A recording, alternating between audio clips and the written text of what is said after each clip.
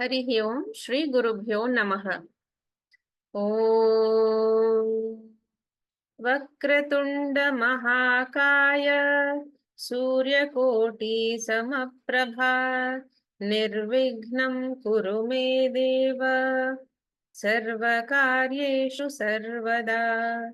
गुरुर्ब्रह्मा गुरुर्विष्णुः गुरुर्देवो महेश्वरः गुरुः साक्षात् परब्रह्मा तस्मै श्री गुरवे नमः। तस्मै श्री गुरवे नमः। Namaste friends. Team Param Vedanta welcomes you all to session 24 of the Kathopanishad. Today we conclude this glorious Upanishad, one of the greatest of all. It has been an incredible journey of learning and self-introspection. We know that many of the Bhagavad Gita's most powerful verses have been taken from this Upanishad, and that is why the Gita is called Moksha Shastra. Lord Yama, who was previously feared as the Lord of Death, is now revered as our Brahma Vidya Acharya. Yamadharma Raja has given us the full spiritual course from becoming the ideal student to the sadhanas required for Gnana Yogyata and then finally Brahma Vidya itself. It has been an eye-opener indeed, and we are ever so grateful to our gurus for bringing the Kathopanishad to us. Let us begin today's class by recapping what we learned in the previous class by Dr. Komal sir. Over to you, Dr. Komal. Om Shri Gurubhyo Namaha. Coming to verse 11. Tam yogam iti manyate. That is yoga, declare the wise ones. That state of absorption which was mentioned in the previous mantra is called yoga. In this state, the sense organs are steady and free from distraction. In this state, focusing is a difficult task, but even more difficult is to retain the focus. Like this young boy who is trying to ride a bicycle, initially will be focusing more on the process of yoga. You'll be focusing more on the handle rather than the road ahead, because keeping that focus is actually difficult. The sense organs and the mind in yoga will have to remain focused for a length of time. And in the process, one should be alert to avoid distraction, because mind fluctuates during meditation. Even in this quiet yogic state, it comes and goes. That's why a constant focus and an effort to maintain that focus is necessary to come to that state of samadhi. And in the next verse, verse number 12, we see the next important preparatory value which is highlighted here, which is Shraddha. This is the faith in the existence of Nirguna Brahman. Na eva vacha na manasa praptum shakya na chakshushaha. Not through speech, nor through mind, nor through the eye can it be attained. Then how do we attain it? Apart from he who speaks of it as it exists, he exists. How can it ever be known to others? So it is required until one understands it, until one understands Brahman after systematically going through the study of scriptures for a length of time. In the initial instant, we need to have Shraddha. We are unable to objectify Nirguna Brahman not because it's absent, but because it's the very subject that objectifies everything else. It takes time to grasp this Chidambara Rahasya, and therefore have faith. Lord Yama says, Brahman cannot be grasped by words, by karmendriyas, or by the sense organs, jnanendriyas, or the mind. It cannot be grasped by anything else because it is the grasper. This can be understood only by the one who has faith in the existence of Nirguna Brahman until he gains the understanding, I am that. The others who lack this faith who lack this faith and open-mindedness, Ashraddhavan, they can never know Brahman. And in the next verse, we see further the self should be first realized as it exists. With faith, a person says that there is a Nirguna Brahman. That's the first step. Brahman Asti. With the understanding of Vedanta, Brahman is will be converted to Brahman am. This journey consists of a transformation from isness to amness. Lord Yama calls it Tattva Bhava, which means the real nature of Brahman. Brahma Asmi is not directly possible. You must start with Brahma Asti. Initially it is Brahma Nasti, then it comes to Brahman Asti, then it comes to Brahma Asmi. Lord Yama says in this verse, initially one should try to grasp Brahman in the third person and then grasp its real nature later. When Brahman is grasped as Asti, it will reveal its true nature eventually. In summary, with Shraddha, acquire Paroksha Jnanam, and then eventually you will acquire Aparoksha Jnana. Give the benefit of doubt to the scriptures and to the teacher. This open-mindedness to the possibility is called Shraddha. And in the next verse, we see when all desires which are based on his heart wears off, then the mortal becomes immortal. The mortal becomes immortal. He attains Brahman here itself. In verse 14 and 15, we saw the benefits of Brahma Vidya being described. Brahma Vidya Phalam. Apurnata expresses in the form of Kama. There's a constant struggle to remove my limitation, which is actually a myth. There's no limitation. But our struggle in life, constant struggle, is to remove a seeming limitation. This struggle is expressed by our tendency to acquire various things to attain fulfillment, to attain Purnatvam. This struggle is called Kama. Freedom is actually freedom from the struggle to be complete. With freedom, I do things not for fulfillment, but with fulfillment, out of fulfillment. Doing things for fulfillment is a binding desire, whereas doing things out of fulfillment is a non-binding desire. Jivan Mukti is freedom from binding desires. Lord Yama says, when all the desires in the mind, Antakarane Manase, wears off, one becomes free of cycle of mortality. He becomes immortal. This includes the desire for moksha. It's important to know that the last desire is the desire for desirelessness, moksha itself.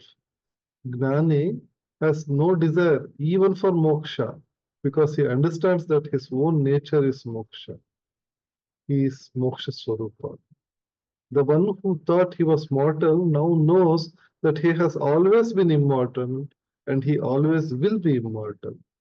The travel from mortality to immortality is the travel from ignorance to knowledge. It's not physical, but intellectual. The travel is from the notion that I am mortal to the knowledge that I am immortal. He becomes one with Brahman when he drops the notion that Brahman is away from him. This clearly means that he must be alive to drop this notion. This must be noted with the emphasis that moksha is here and now while living. In the next verse, we see when all the knots of the heart are completely destroyed here itself, then the mortal becomes immortal. Knots of the heart. Hridayasya iha granthihi. Those are the knots which can be taken as the knots of Atma binding to Anatma. In this verse, Lord Yama says the knot of ignorance in the mind, Hridayasya grantha, is destroyed. Our self-ignorance is beginningless. Our self-ignorance is beginningless, and therefore it must be cut with knowledge. The mortal jiva then becomes immortal because of the destruction of this ignorance. Mortality per se is not samsara, but identification, abhimana with the body is samsara. Lord Yama says that this much alone is his teaching. This alone is the teaching. Etavat anushasanam. And this is the response to Nachiketa's question in the third poem. Thank you very much. Thank you very much, Dr. Komal, for an excellent recap of the mantras we studied in the last class. Thanks also to Panaga for giving us a very glorious concluding message about the greatness of the Kathopanishad. Sadashiva Samarambam Shankaracharya Madhyamam Asmadacharya Pariyantam Vande Guru Paramparam. Om. Let us see what is the take-home message that we can after having this opportunity to study the great Kathopanishad. First is, we had the experience of Yamadharmaraja, normally considered as the god of death, to be now revered as a Brahma Vidya Acharya. In this Upanishad, we understand that this body is going to die, but those who have understood their true nature discover something of the deathless. And therefore, the real understanding is that there is no question of death to one who has studied the Kathopanishad. Krishna has taken so many verses from the Kathopanishad, signifying the importance of this Upanishad. And our Parama Guru, Swami Tapovan Maharaj, described this as the clearest of all Upanishads. How do we receive bad news? Whenever we are in this world, we will encounter unpleasant situations. We know by our true nature, or we forget our true nature. Let us always remember our true nature. And based on the true nature, when we interact with the world, whenever we hear bad news, our first reaction is what? But based on our spiritual understanding, we should be able to silently say, okay, so what? What is the implication of having studied Kathopanishad? We will see that the law of karma controls even Yamadharmaraja. In this Upanishad itself, he has said, if the world is running as per a certain order, it is because of all the devatas follow the rules enforced by Brahman, or that which runs the universe. And therefore, a person who has understood Brahma Vidya will never blame anyone or anybody and learn to take responsibility for whatever we are going through. This blame game is not going to happen. Also, clearly we will learn that just like we go through all seasons in life, and those who experience bad winter and are prepared for winter, shall we be prepared for the winter of our lives? So in brief, what is our take-home message? I will summarize very briefly both the first and the second chapter. The Kathopanishad is part of the famous Dashopanishad, belongs to Krishna Yajurveda. Remember, it has 119 mantras divided into 2 chapters or adhyaya. Each of them have 3 vallis. The Kathopanishad begins with a very famous Shanti Patha, which we will study even in today's class, Om Sahana Bhavatu. The first valli, which has 29 mantras, has the story part about the 3 boons and the pariksha or the examination, which we know. But what is the take-home message in this valli? That we should have Shraddha in the Vedic rituals.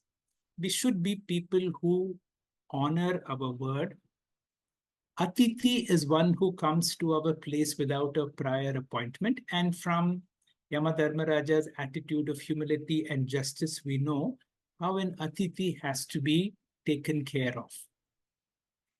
The three boons that we need to, that we have gone, that Nachiketa was offered, also is the three runas that we have to fulfill. The Pitra runa to our parents, our Loka runa, that making our life our contribution, and Acharya runa by making a commitment towards Parama Purushartha or Moksha. In this Upanishad, unlike any other Upanishad, the qualifications for self-knowledge, Viveka, Vairagya, Mumukshutvam, and Shama Adi Shakta Sampatti are very clearly brought out in the examination portion. To redefine a few terms as to what is Viveka. Nitya, Anitya, Vastu Viveka. So discrimination or Viveka, that there is only one reality, that is Brahman alone is the truth. Everything else other than Brahman or Atma is considered as Asat or not true. And therefore, based on that, we have the understanding of Vairagya. I am not attracted to anything Asat. I am not keen on any enjoyment in this world, all my karma palas, whether to have a total dispassion towards my karma pala in this world or in the other.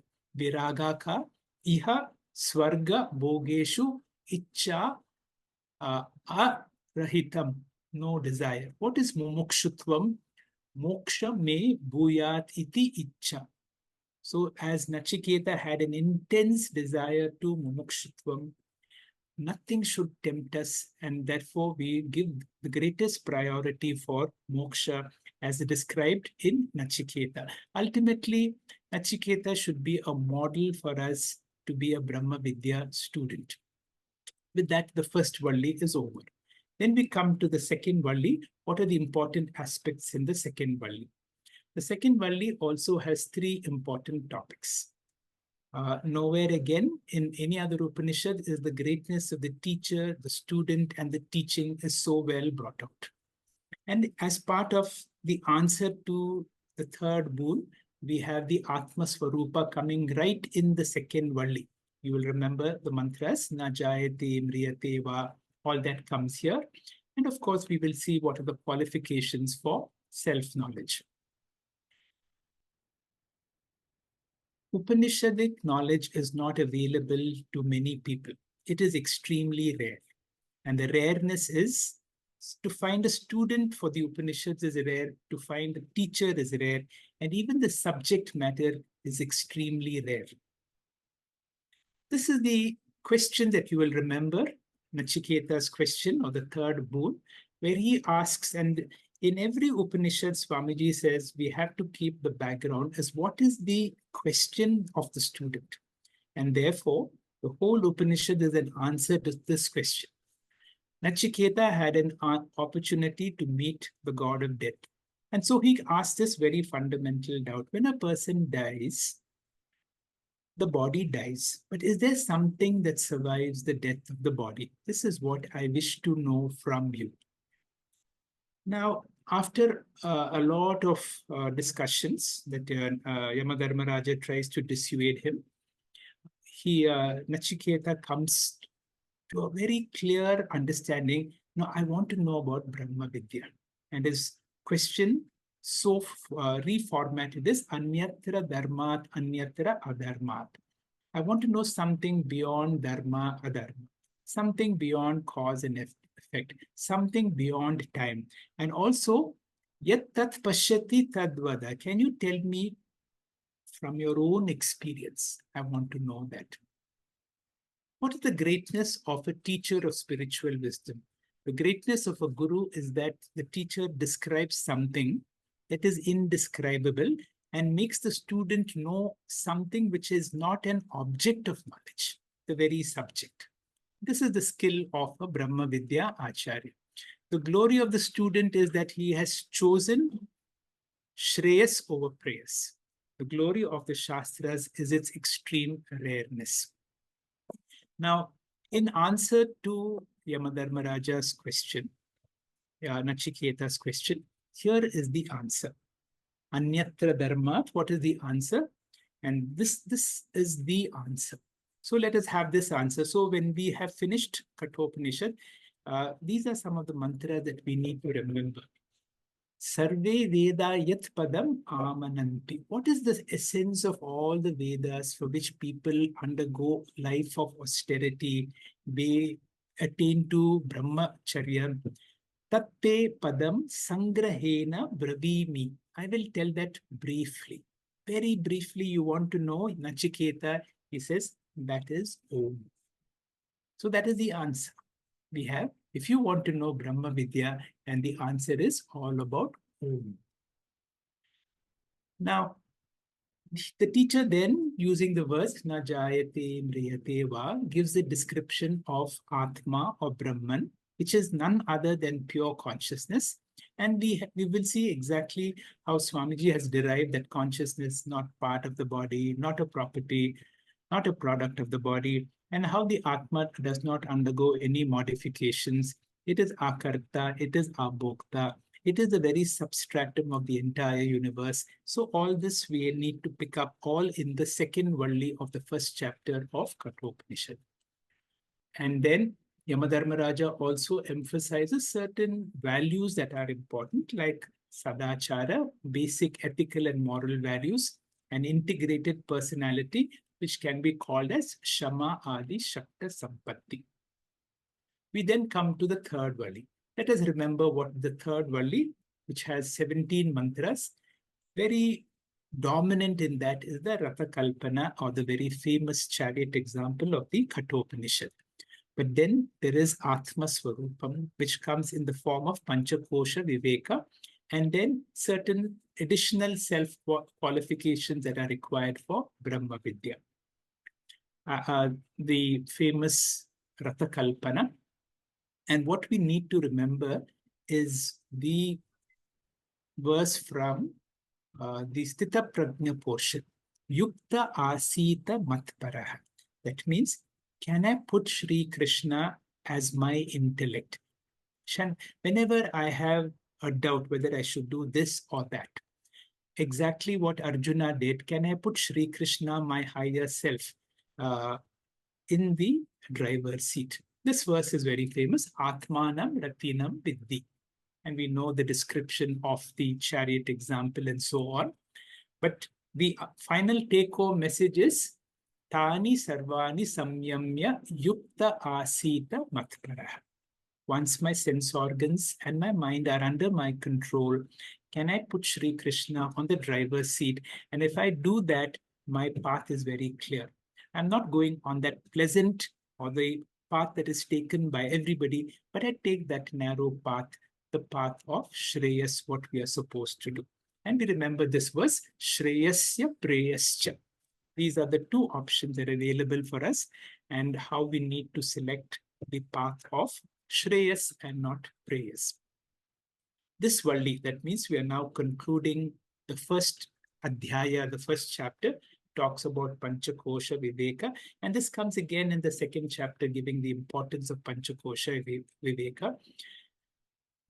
The teacher Yamadharmaraja also says that the Atma is extremely subtle. It is not an object, but the very subject itself. And you have those famous verses, Ashabdam, Asparsham, and so on.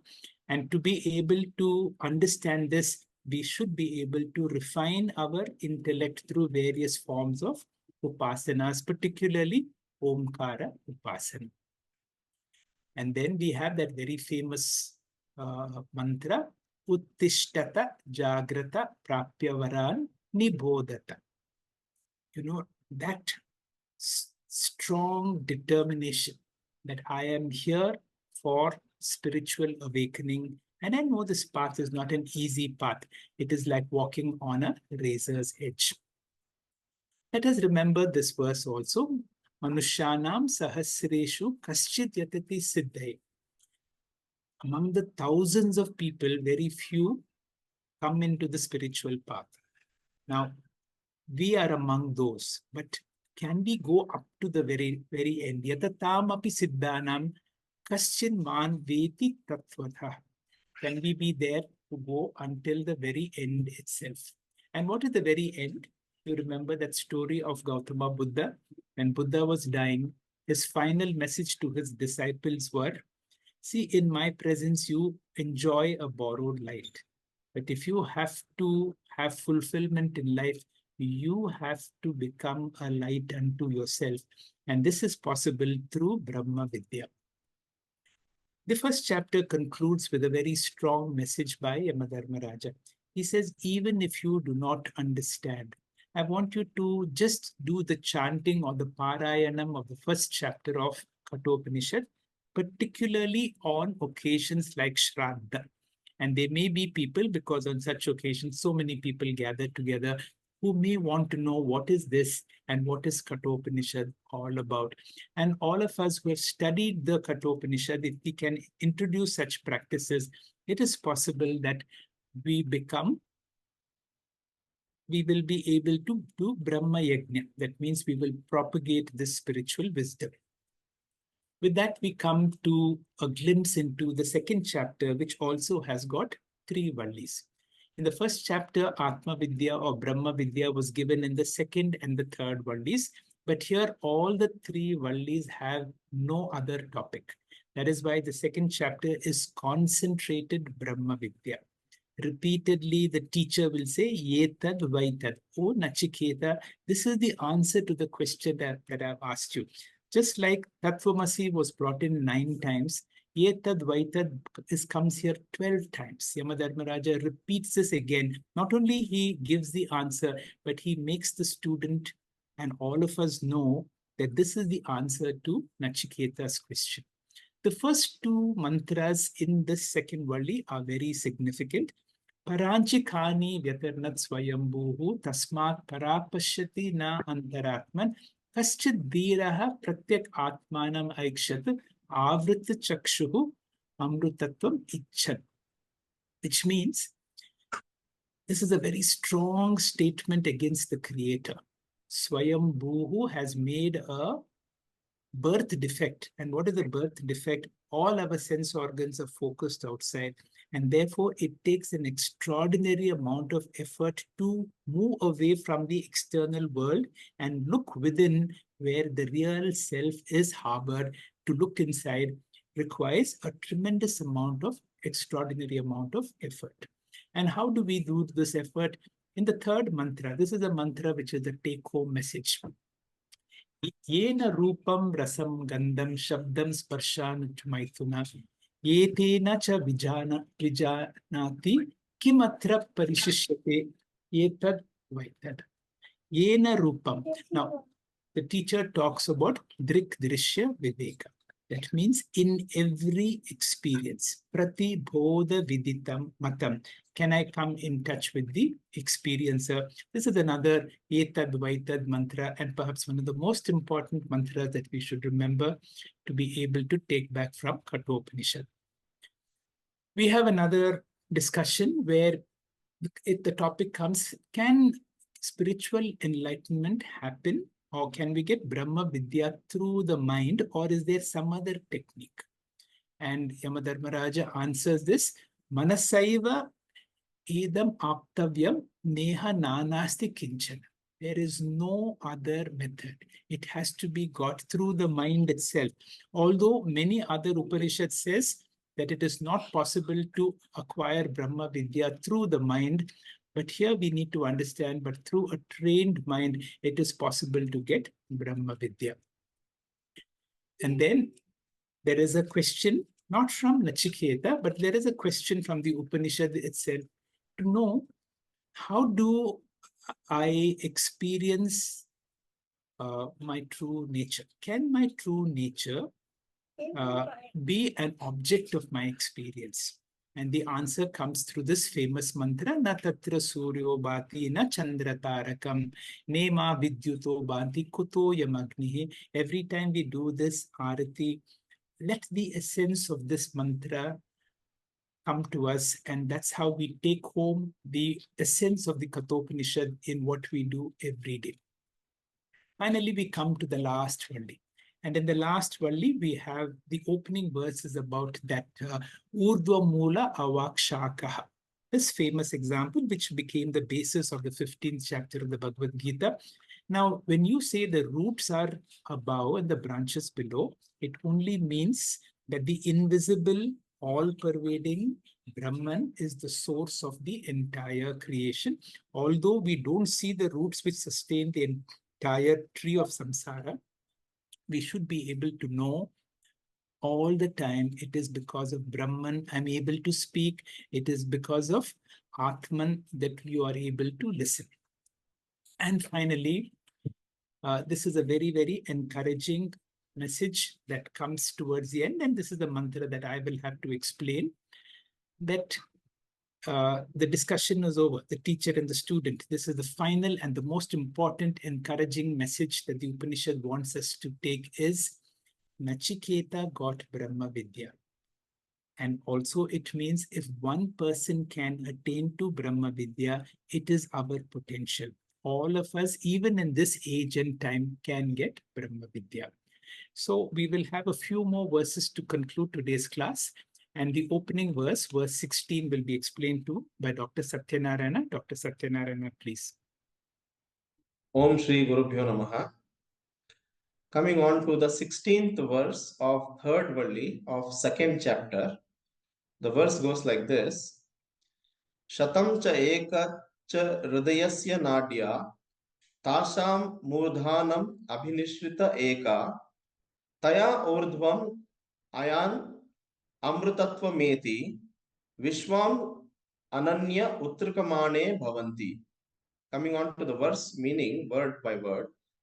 Shatam cha eka means 101. Cha hridayasya nadya are the nadis of the heart. Tasham murdhanam abhinishrita eka. Among them, one emerges through the crown of the head. Taya urdhvam ayan amrutatva meti. Going up through that, one attains immortality. Vishwan ananya utrikamane bhavanti means the other having different directions lead to rebirth. Coming on to the verse meaning, next slide. 101 are the nadis of the heart. Among them, one emerges out through the crown of the head.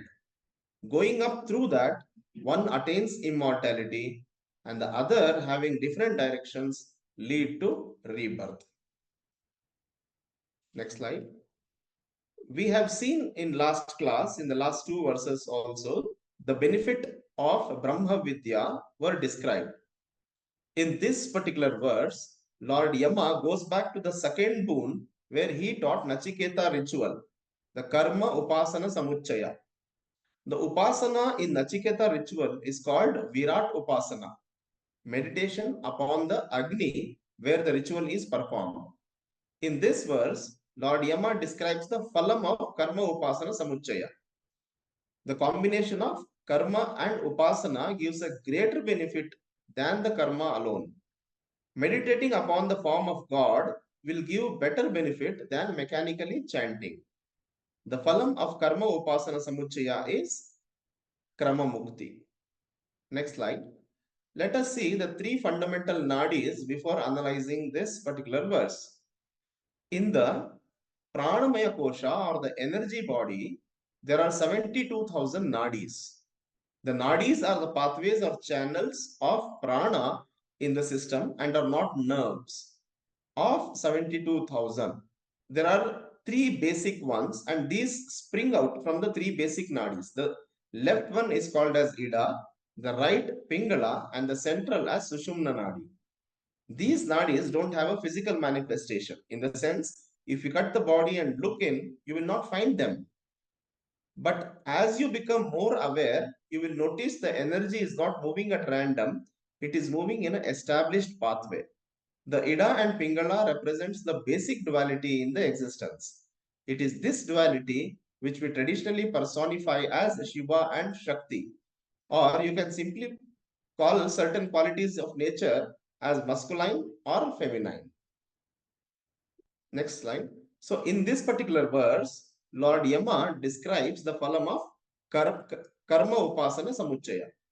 At the time of death, the upasaka's sukshma shariram will exit through the sushumna nadi, that is, and travel to Brahmaloka taking the Shukla Gati.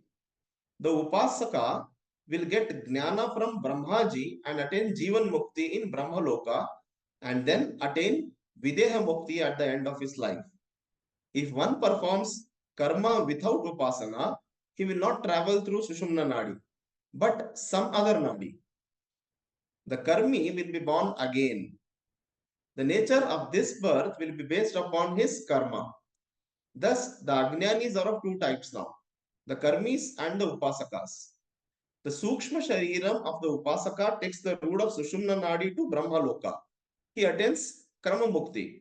The Sukshma Shariram of non-Upasakas will emerge out from other Nadis that are pointed in directions other than the up one, the Brahmaloka. Thus, he takes rebirth in the other lokas. This is what is explained in this verse. Hari Om. Thank you, Dr. Satyanarayana, for a very nice explanation of an important verse. These are the pramanams for what happens to many people who do not attain to Brahma Vidya and will attain to other forms of mukti, what is called krama mukti. This is very nicely brought out in the 8th chapter of the Bhagavad Gita. Now, supposing for some reason a person does not get a guru, or is not able to assimilate Brahma Vidya, but is an Upasaka. You can see the Shukla Gati on the left side. He is an Upasaka. And you will see so many excellently wonderful people who lead such sattvic lives. But for them, Brahma Vidya is difficult because they do not have an Acharya like we've had. Now, it is the Ishta Devata that you have put all your trust, who will take you through Shukla Gati to Brahma Loka and therefore ensure that you have a good Gati. That means you attain to Parama Purushartha through an indirect, through a stopover. And the stopover is none other than the Brahma Loka. However, if a person is only a karmi, not even a karma yogi, and because of your karma, you will attain to various other lokas, but whichever lokas you go, there is a return journey. So for a person who is not an upasaka, who will have to come to this life once again, and this is the problem, that we will have to come and this whole cycle of punarapi jananam, punarapi maranam. Now, three things are extremely difficult to get. Durlabham, Trayam evatad devanugraha hetukam manushutvam mumukshutvam mahapurusha samashraya. Now, we have all the three things. We have the human birth, and it is the human birth in this Upanishad only says that is the best place for us to get Brahma Vidya. We have Mumokshutvam. We have a certain interest in attaining to Parama Purushartha, and we have a great Acharya. So in this verse, which is there in the last verse, he says, if you do not succeed in realizing here before the fall of the body, then what happens? We tata sargeshu lokeshu, you come back to this world, and then the same Punarapi Jananam continues. We will listen to Triveni for the next verse. Triveni, please. Om Shri Gurubhyo Namaha. Angushta Purushantaratma Sada Jananam Hridaye Sannivishtaha Tam Swachari Rat Pravruhen Munjadi Veshikam Dhairyena Tam Vidyat Shukram Amrutam Ta Vidyat Shukram Amrutam Iti. In the prose order, Angushta Purushaha Antaratma Sada Jananam Hridaye Sannivishtaha Munjat Ishikam iva swat sharirat tam dhairyena pravruhet tam shukram amrutam vidyat. Purusha, the Atma within, is the size of the thumb. It is ever seated in the heart of the people. One should separate that from one's own body with diligence, like separating the stalk from munja grass. One should know that to be pure and immortal, one should know that to be pure and immortal, thus ends the teaching. Lord Yama does not want to finish the teaching with Krama Mukti because the student generally only remembers the last point in the teaching. So he returns to Jivan Mukti in this verse. Brahma Vidya Palam is revisited and reascertained in this mantra. First, Brahma Vidya is summarized. There is the inner self, Antaratma, that is of as though the size of the thumb. The Antaratma is Purushaha. We have seen two meanings before, indweller of the body and all-pervading. Atma is present in everyone's heart. It is present as the consciousness witnessing the presence and absence of thoughts. Brahma Vidya is separating this Atma from its container, Anatma. Sharirat tam dhairyena pravrhet. Dhairyena is made a special mention of, translated above as unerringly. This word has many connotations in its usage. It represents all that is bold and courageous on the spiritual path. It carries with it a sense of vigilant practice, outstanding effort, care and meticulousness, fearlessness, patience, etc. One should separate the consciousness from the body, the matter. This is the discrimination called Atma, Anatma Viveka, the Drishya Viveka. This discrimination or separation is an intellectual process that consists of subtle understanding and therefore requires subtle intellect. There is never a physical separation in any state, that is avastha, including nirvikalpa samadhi. One must be alert in separating Atma and Anatma, just as one would be careful in separating the stalk from the munja grass. One must be careful because the grass has a sharp edge. This process is called retting and is performed by submerging bundles of stalks in water. The water penetrating the central stalk portion swells the inner cells, bursting the outermost layer, thus increasing the absorption of both moisture and decay-producing bacteria. Retting time must be carefully judged. Under-retting makes separation difficult and over-retting weakens the fiber.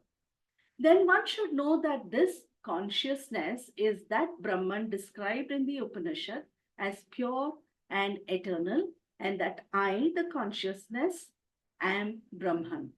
This is Tatpada Aikyam and therefore a Mahavakya. In summary, disidentify with the body and identify with Brahman. Chinmudra symbolizes this. Separate yourself from the three bodies and associate yourself with Brahman. This is the Brahma Vidya that will give Jivan Mukti. This is repeated to indicate the conclusion of the Yama Nachiketa Samvadaha. Now, according to Shankaracharya's commentary, the Shruti says this for the purpose of concluding the drift of all the Vallis, the Purusha of the size of a thumb, the internal Atman, is seated in the heart of all men. One should draw him out, that is, separate him from one's own body. Like what is explained as the stalk within the munja grass, boldly with self-confidence, self-composure. So drawn out from the body, one should know as Brahman, pure, immortal, and mere intelligence.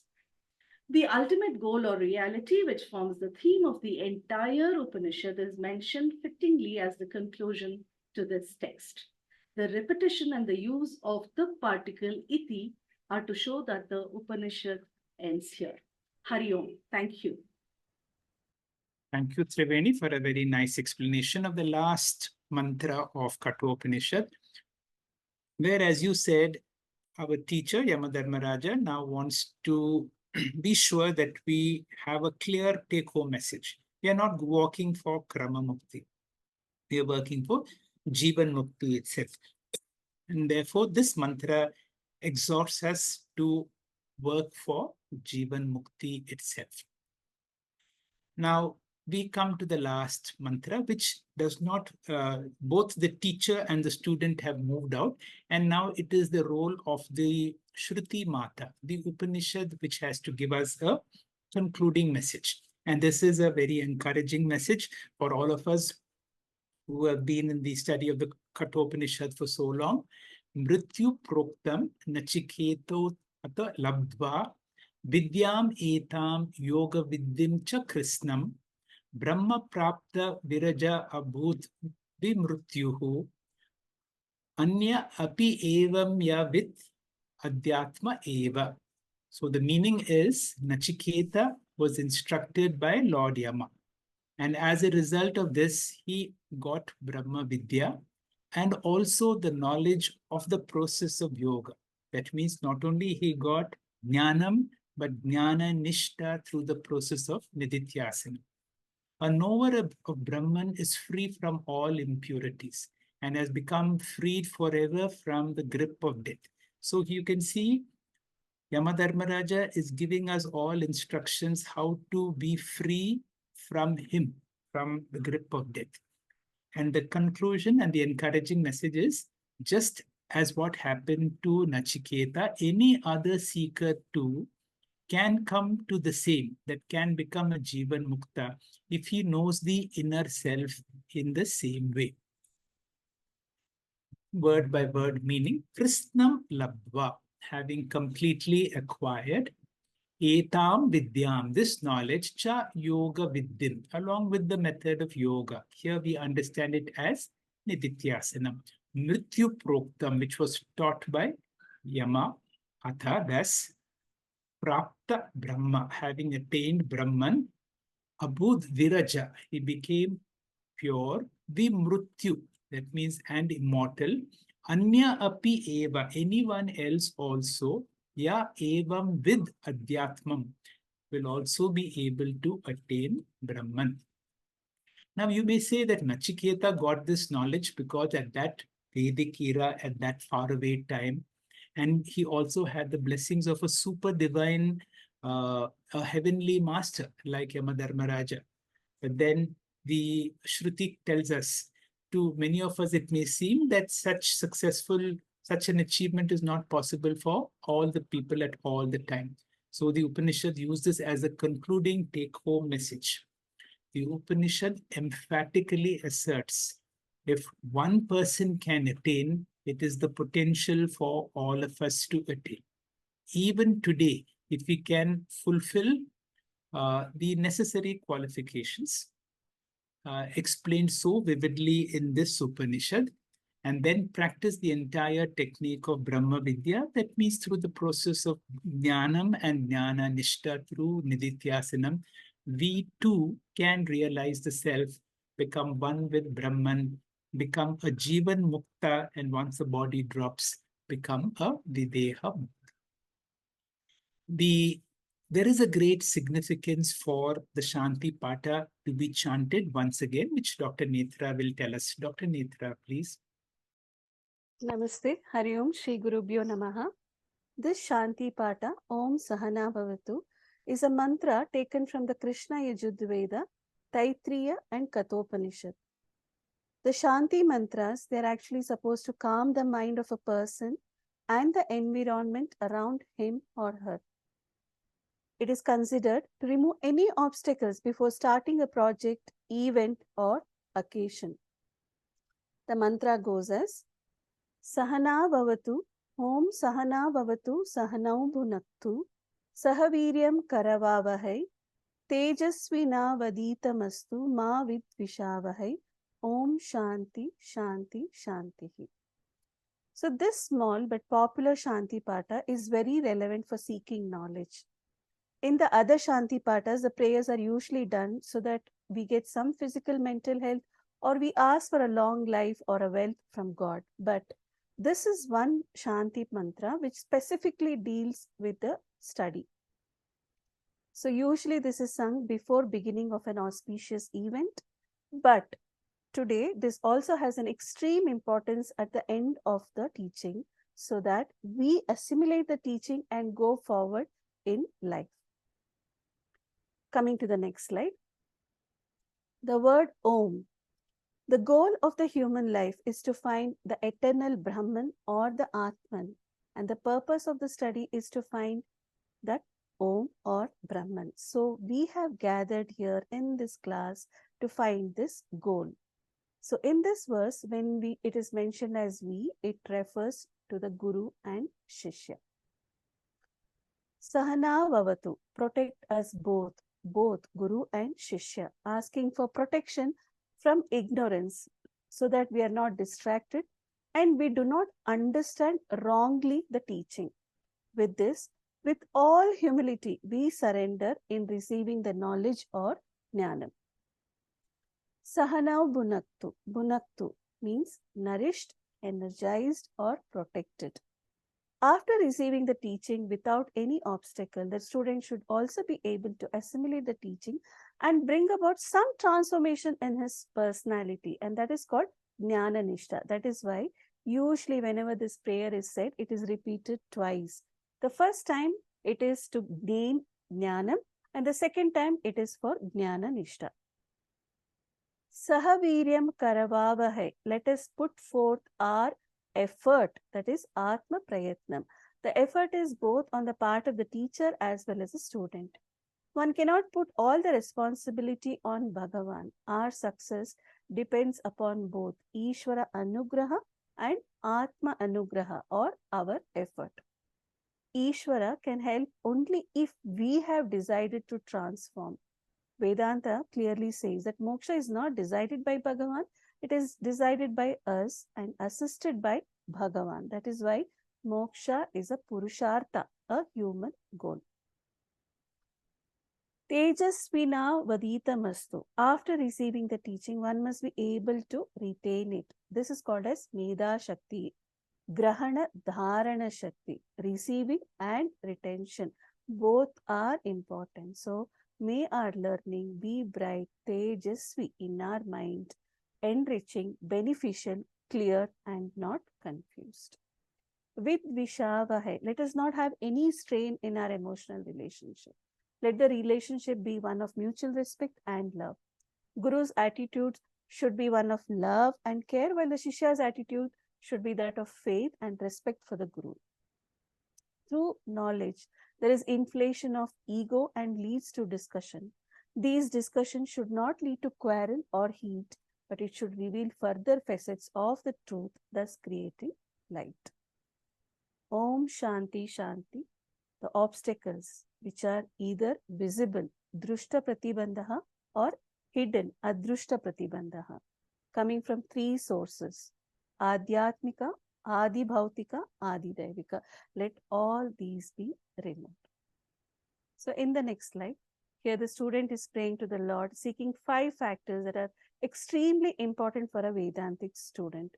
Prayatnaha, effort; Medha Shakti, Grahana Dharana Shakti, retention and grasping; healthy relationship between the Guru and Shishya to gain Jnanam, and the benefit of the knowledge, Jnana Phalam, results in transformation in life. This knowledge will give me equanimity of mind, Samatvam. So in our pursuit to gain Jnanam, let us be successful with Atma Prayatnaha and Ishvara Anugraha. Thank you. Thank you, Dr. Netra. Now you know the significance of the Shanti Pata. That means if you remember the Shanti Pata itself, that itself is enough. That has the essence of the entire Kathopanishad. And therefore, let this mantra, at least twice a day, become our mantra. When we are asking for, can I make my effort? Because without our own effort, nothing is going to happen. Let me train my mind. Let me sensitize my mind through various upasanas. Let me have Shraddha in the scriptures and in my Guru, at what they are saying is gospel truth. With this, I work for Jnanam, which will give me the understanding that I don't need any protection whatsoever. And let me be able to be a Jivan Mukta. So all this is brought out in this one mantra itself. With this, we come to the end of the very glorious Kathopanishad, and we have no words to describe this lineage from Sadashiva Samarambam Shankaracharya Madhyamam Asmadacharya Paryantam Vande Guru Paramparam Om. Friends, we will study the Mandukya Upanishad next. But before that, for 1 month, we will take, other than Kathopanishad, we will take Mundaka, Kaivalya, Kenopanishad, Taittiriya Upanishad, certain mantras which I feel just like the Sahana Bhavatu mantras are those mantras which should be a part of our daily life. We will study for the next 4 classes before we take up Mandukya Upanishad and the Mandukya Karikas, which will take us at least for 1 year that we will continue. Hari Om, Shri Gurubhyo Namaha. Thank you very much, sir, for leading us through our learning of this great Upanishad, class by class, step by step. Lord Yama himself and all the teachers of Brahma Vidya state the difficulty in understanding this most subtle subject. So we are profoundly grateful to you and to all our gurus, especially Swami Paramarthanandaji, for helping us peel away the layers of the non-self to revealing our true nature as the Atma, leading us to discover Jivan Mukti here and now. Etat Vaitat. Our gratitude to the speakers of today, Dr. Komal, Dr. Satyanarayana, Srimati Triveni, and Dr. Netra, and to all our previous speakers for giving us this ultimate knowledge in an easy to understand manner. Finally, our thanks to you, our viewers, for steadfastly staying with us through this journey. We are grateful and blessed. We meet again on the 22nd of April, 2024 to continue our spiritual journey through the Bhagavad Gita gift series. Om Purnamadah Purnamidam Purnat Purnamudachyate Purnasya Purnamadaya Purnamevavashishyate. Om Shanti Shanti Shanti Harihi Om Shri Gurubhyo Namaha Harihi Om. Thank you.